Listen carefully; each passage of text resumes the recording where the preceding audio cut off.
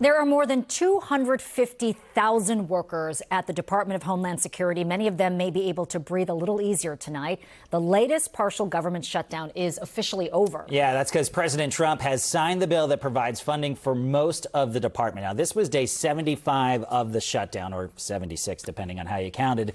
It ended today after the House passed a Senate bill by voice vote. However, the bill does not fund ICE or Customs and Border Protection because Democrats demanded changes to immigration enforcement. So we had some questions about all this, and we wanted to turn to someone who knows the Hill inside and out, a familiar face. Hey. Scott MacFarlane. We call you Scotty Mac. Scotty Mac. Nice to be here. Back in the studio. Good to see you, buddy. Back at you. 75 days. That's when the Super Bowl happened. That's how long this thing's been going on. Wow. Which is a long time. And to be frank, the pain and the damage is already done. When you take a protracted government shutdown and you thrust it upon our area, you have how many people who've gone without paychecks, how many local businesses, from the appliance store where I went in Woodbridge, where they say they're hurting, to the restaurant in Rockville, where they say they're hurting.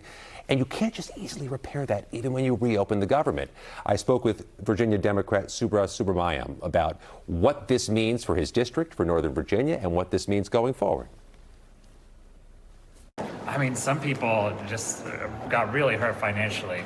They, maxed out on credit cards. They have credit card debt now, and they'll get their pay, but it's not going to solve the problems that they face financially. How are we going to recruit people to DHS? How are we going to recruit people in the federal government generally? I mean, this is going to hurt us for a long time.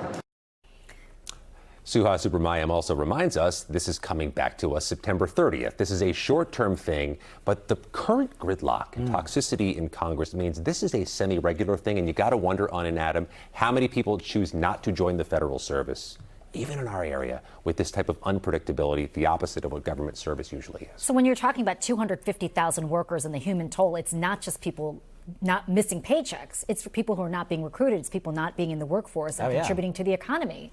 And how many of our local communities, our neighborhoods, are based on the reliability of the customer base from the federal workers? And you can see that from Alexandria through Anne Arundel County, and it's going to be a time till this gets repaired.